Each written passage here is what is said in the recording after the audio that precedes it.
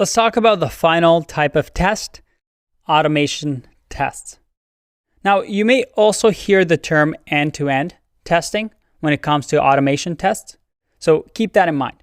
Automation tests, like I said before, are UI tests that are always running inside a browser or a browser-like environment because they need to simulate user behavior in these environments, such as clicking, typing, scrolling.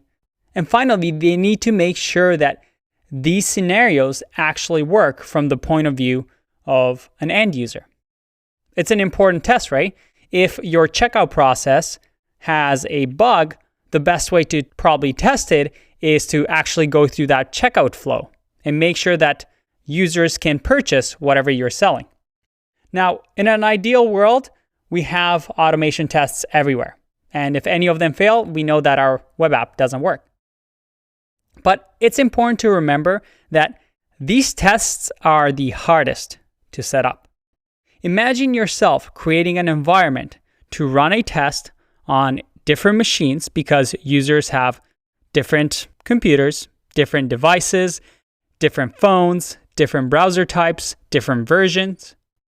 How can you really test for that? I mean, you can, but it's really, really hard.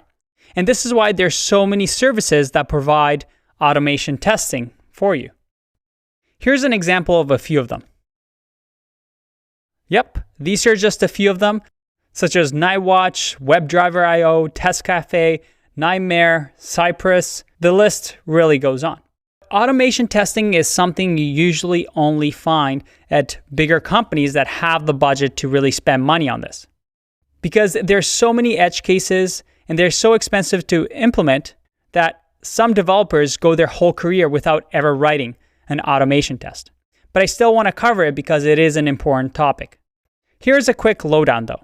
If you just want to get started and not worry about cross-browser and have all the tools in one, probably Test Cafe is your best choice.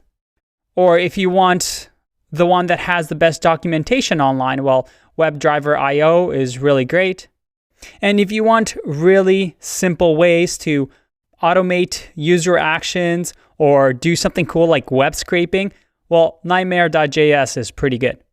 Now, the important thing with automation testing is that, like the other name suggests, end-to-end testing, you want to test the entire process of your UI. And you might be thinking, why do we get the machine to do it? Why can't we just hire people to test for us and do automation testing?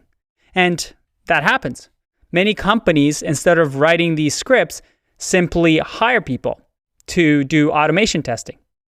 And at some companies, you have people like testers that do this for you and make sure that the app works as intended.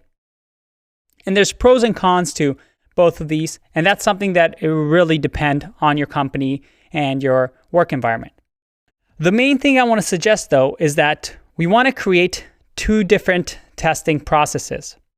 One for running unit tests and integration tests, and a completely separate one to run these UI tests, these automation tests.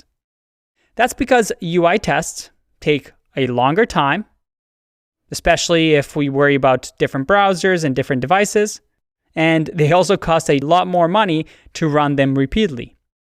So you'd want to run unit tests and integration tests often, probably in your terminal as you're saving your changes to your code in your local environment, and maybe run UI tests once a day or a couple of times per week, or maybe just before you merge into the master branch, before you release it to production. For now though, that's it for automation testing. I'll see you in the next one. Bye-bye.